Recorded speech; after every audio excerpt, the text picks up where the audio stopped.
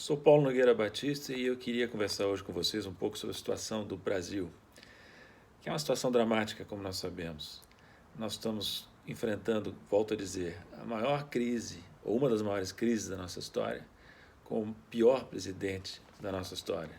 Temos, ao mesmo tempo, uma crise de saúde pública, que vem sendo muito mal administrada pelo governo federal, uma crise econômica, possivelmente sem precedentes, e uma crise política, provocada em larga medida pela capacidade destrutiva que tem o governo Bolsonaro de lidar com a situação, de lidar com os outros poderes, de lidar com as dificuldades que o país enfrenta. No campo da saúde pública, o Brasil se aproxima de uma condição em que ele poderá ser considerado o epicentro mundial da pandemia. Do ponto de vista econômico, nós teremos esse ano uma recessão que se estima trará uma queda da ordem de 6% do PIB, talvez mais, há previsões até piores. O desemprego vai disparar. Cresce, portanto, a percepção de que nós estamos desgovernados. Essa percepção cresce não só no Brasil, mas também no exterior. No exterior há um verdadeiro espanto diante do posicionamento do governo brasileiro, do presidente brasileiro, diante da crise, diante da pandemia. Ele é tratado nos órgãos internacionais, os principais órgãos de notícias internacionais, como o irresponsável que é. Então, cada vez mais fica claro que Bolsonaro não tem condições de ser presidente e precisa ser afastado. É um despreparado, um irresponsável, com traços de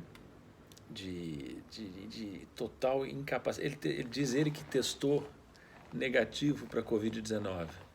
Talvez sim, talvez não. Mas certamente testou negativo para presidente da República. Né?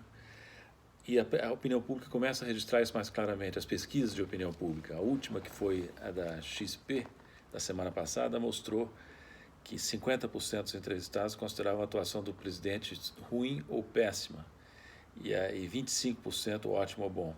Para ter uma dimensão do que significa, quando o governo começou, ele tinha 20% de ruim e péssimo, no início do ano passado, e 40% de ótimo e bom. Caiu para 25% de ótimo e bom e subiu para 50% de ruim e péssimo. Essa pesquisa, registre-se, foi feita antes do vídeo divulgado na semana passada, vídeo que mostra as vísceras, as entranhas de um governo que é um governo podre, um governo composto de pessoas completamente irresponsáveis, que dizem o que lhes passa pela cabeça, e o que lhes passa pela cabeça, infelizmente, é absurdo, não só da cabeça do presidente, mas vários dos seus ministros.